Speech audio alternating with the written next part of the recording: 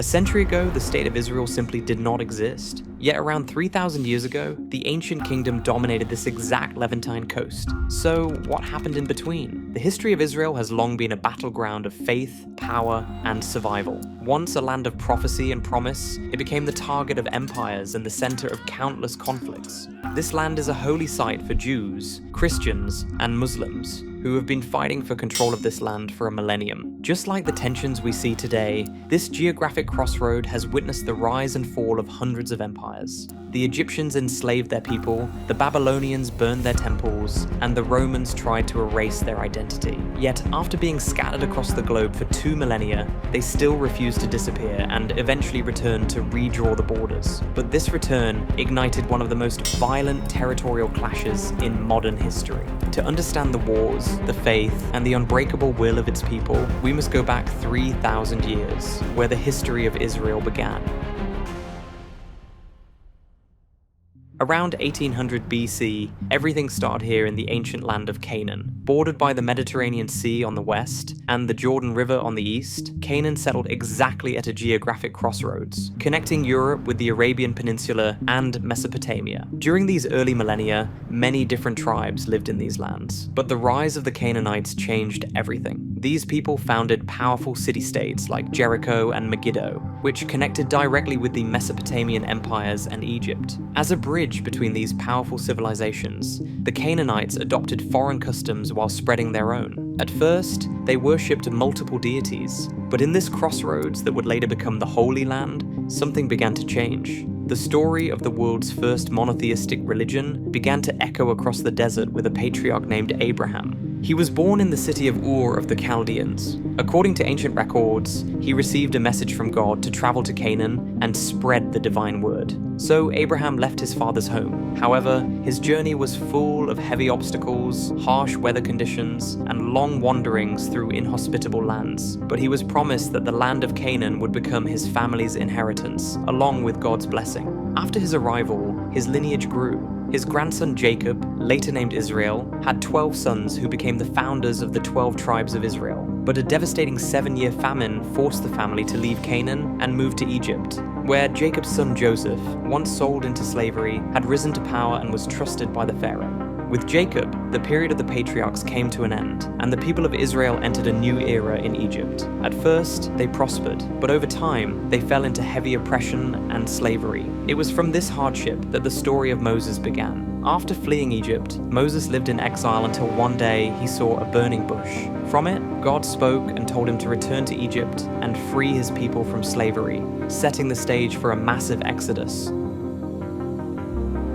After this divine command, Moses led the tribes fleeing the Egyptian armies across the Red Sea and into the harsh, dry lands of the Sinai Peninsula. Between the high mountains and the open desert, they formed a strong covenant and a clear set of laws. Gradually, this brought the 12 scattered tribes together under one monotheistic identity. After surviving the desert, they crossed the Jordan River to reclaim the hills of Canaan. By the 10th century BC, this tribal group finally became a unified political state. Under the rule of King David and his son King Solomon, the United Monarchy reached the absolute height of its power.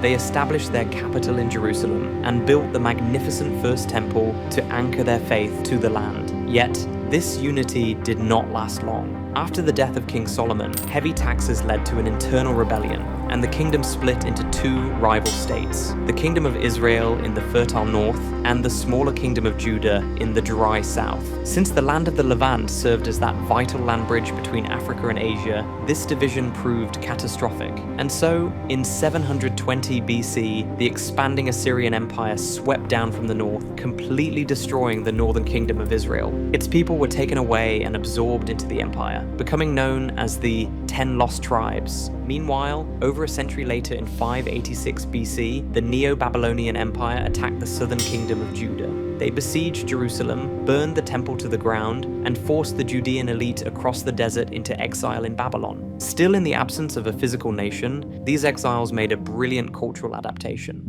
Before their heritage could vanish, they began to slowly compile and write down their oral traditions, laws, and history. By shifting their focus away from a physical temple and onto a written text, they created a portable identity, which allowed their culture to survive, even without a country to call home. In 539 BC, after decades of exile, the geopolitical map shifted again, and Cyrus the Great of Persia conquered Babylon. He allowed the Judean exiles to return to the Levant and rebuild their temple. For the next few centuries, Judea remained a mostly peaceful province, while gradually passing from Persian control into the hands of Greek empires. However, around 167 BC, the ruling Greek Empire attempted to forcefully wipe out local religious practices. This sparked the Maccabean Revolt. The native fighters successfully expelled the Greeks from the Judean hills, and hence they established a fully sovereign, independent kingdom that lasted for nearly a century. But by 63 BC, the power of the Roman Republic reached the eastern Mediterranean. At first, Rome ruled through local kings like Herod the Great, who massively expanded the Second Temple. Yet, heavy Roman taxation and brutal crackdowns slowly pushed the local population toward outright rebellion. So in 66 AD, the province erupted into a massive revolt. The Roman response was absolute devastation. In 70 AD, Roman armies broke into Jerusalem and burned the Second Temple to the ground. Still, resistance flared up one final time during the Bar Kokhba revolt in 132 AD. After crushing the revolt, the Roman Emperor Hadrian decided to end the threat entirely. He destroyed much of the remaining population, and to permanently break their connection to the land, he officially erased the name Judea from Roman maps and renamed the entire territory Syria Palestina. As a result, the people were driven out of Jerusalem, beginning a massive dispersion across the globe. In 135 AD, after the Roman Emperor Hadrian expelled the native population, the newly named state of Syria Palestina entered a new, transformative era. By the 4th century, the Roman Empire itself began to change gradually, and around 330 AD, Roman rulers adopted Christianity. The eastern half of their territory evolved into the Byzantine Empire, and they heavily focused their attention on Palestina. Since this land was the birthplace of Jesus, the Byzantines built massive churches and turned Jerusalem into a major Christian pilgrimage center. Meanwhile, the exiled people of Judea were learning to survive in foreign lands. But back on the Levantine coast, the map was about to shift dramatically once again. Around 636 AD, a powerful new force emerged from the deep deserts of the Arabian Peninsula. United by a new faith, Arab Islamic armies moved north and decisively crushed the Byzantine forces. The Islamic caliphates took complete control of the region. Because Jerusalem was deeply tied to the journey of the Prophet Muhammad,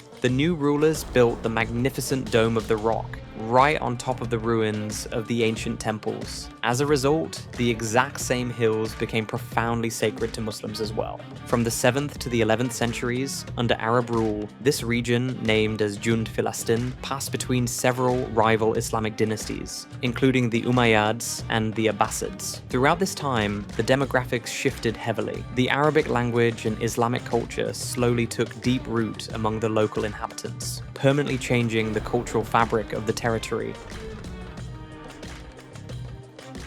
However, the peaceful periods of Islamic rule were eventually shattered by a threat from the sea. By the end of the 11th century, in 1099 AD, heavily armed European knights launched the First Crusade. Believing it was their divine duty to reclaim the Holy Land for Christianity, they marched thousands of miles across Europe. After a brutal siege, the Crusaders broke through the walls of Jerusalem, massacred the local inhabitants, and established the Christian kingdom of Jerusalem right on the Mediterranean coast. Yet this foreign rule was strongly challenged. For nearly 200 years, the Levant became an absolute bloodbath. In 1187 AD, a legendary Muslim commander named Saladin united the Islamic armies, crushed the Crusader forces, and successfully retook Jerusalem. Gradually, military groups like the Mamluks completely drove the last Crusaders out of the region. Eventually, the endless cycle of medieval warfare came to an end. In 1516 AD, the massive Ottoman Empire marched down from modern-day Turkey and conquered the entire eastern Mediterranean coast. For the next 400 years, Ottoman Palestine experienced a rare, extended period of relative stability. Under Ottoman rule, it became a quiet, agriculture-based province divided into smaller districts. Meanwhile, in Europe and across the globe, the descendants of the Judean people were facing violent persecution. Since they had never forgotten their ancient connection to Jerusalem, a new political movement called Zionism was born in the late 1890s. Therefore, some small groups of Jewish people began to legally purchase land from the the Ottomans and slowly migrated back to establish farming communities. But they were returning to a region that was already heavily populated by local Arabs. Hence, the stage was set for a massive modern collision. Going into 1914, the vast stretches of the Middle East were still held together by the Ottoman Empire, but after World War I, their mighty empire completely collapsed. The victorious British and French powers divided the map, and Britain took administrative control, therefore officially establishing the British Mandate of Palestine. In 1917, the British government issued the Balfour Declaration, officially supporting the establishment of a national home for the exiled Jewish population. Because of this policy, Jewish immigration surged heavily during the 1920s and 30s. However, the local Arab population strongly opposed this, seeing it as a foreign threat to their own land. Meanwhile, caught between Arab demands to completely stop immigration and the incoming pioneers' desperate demands for a state, the British Empire struggled heavily to keep the situation under control. Then, the horrors of World War II entirely changed the world. The murder of 6 million Jewish people in Europe showed how dangerous it is for a nation to be stateless. After 1945, hundreds of thousands of traumatized survivors attempted to reach the shores of British-ruled Palestine. In 1947, exhausted by the aftermath of the war, Britain handed the escalating crisis over to the newly formed United Nations. The UN proposed a partition plan that would slice the map into a complex puzzle, with an independent Arab state and an independent state of Israel. The returning Jewish leaders accepted the plan, yet the Arab leadership rejected it entirely, viewing the partition as an unjust seizure of territory. After the British officially withdrew on May 14, 1948, the State of Israel was declared. But the very next day, the armies of neighboring Arab states crossed the borders to dismantle the newly formed nation. Despite being outnumbered, the new state fought back and gained more land than the UN plan had given. Meanwhile, hundreds of thousands of local Arabs fled and violently displaced from their homes. Since that defining war, the map changed again, most notably during the Six-Day War in 1967, when Israeli forces captured the Sinai Peninsula, the Gaza Strip, the West Bank, and the Golan Heights. Although Sinai was later returned to Egypt to maintain peace, the remaining territories, along with the millions of Palestinians living within them, became the center of an enduring conflict, leading to decades of uprisings and a never-ending geopolitical tension.